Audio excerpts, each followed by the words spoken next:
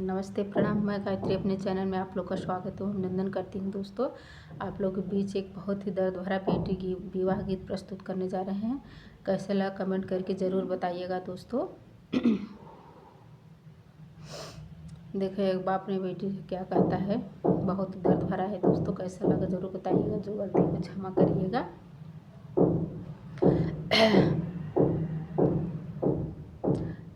जौन दीना बेटी के भैले बियाहवायर सेनुरा भर पड़ल भर मांगरे ललना।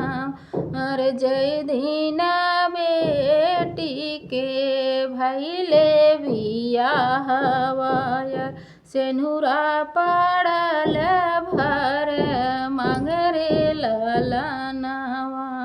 वही दिन बेटी मोरी चलली ससुरवा।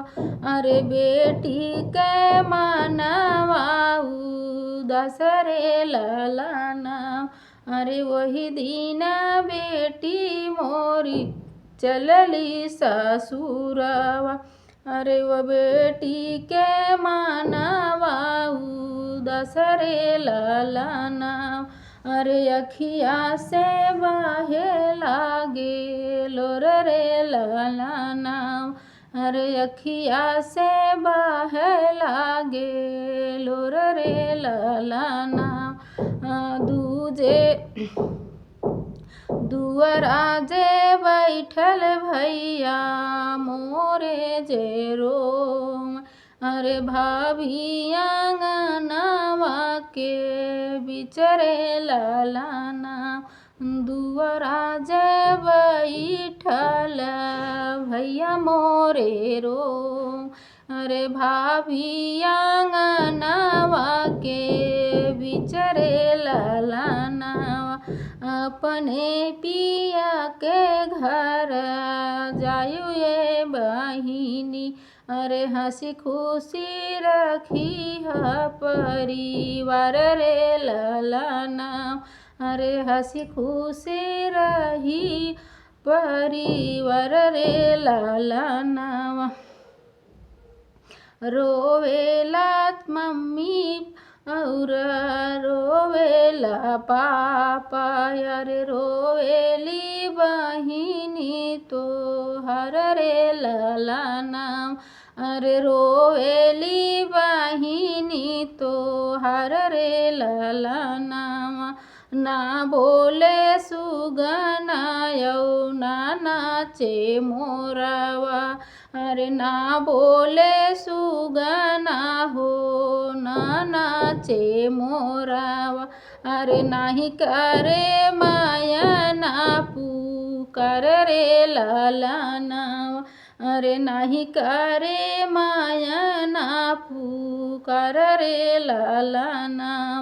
बाबा जे अपन बेटी समझावै। अरे बाबा जे अपन बेटी समझावै। अरे सुन बेटी अरज हमार रे ललना। अरे सुन बेटी अरज हमार रे ललना। तोहरे न रोवे बेटी फाटेल करे जाओ। अरे तोहरे न रोवले से फाटेल करे जाओ। जिनी रोवा मोरी बेटी जानी रोवा हो। तोहरे न रोवे बेटी फाटेल करे जाओ। अरे इहै हावे दुनिया के रीत रे ललना। अरे इहै हावे दुनिया के रीत रे ललना। जवने ही दिन बेटी के भैले बियाह। अरे सेनुरा पड़ल भर मांगरे ललना। अरे सेनुरा पड़ल भर मांगरे ललना। कैसा लगा कमेंट कर जरूर बताइएगा दोस्तों।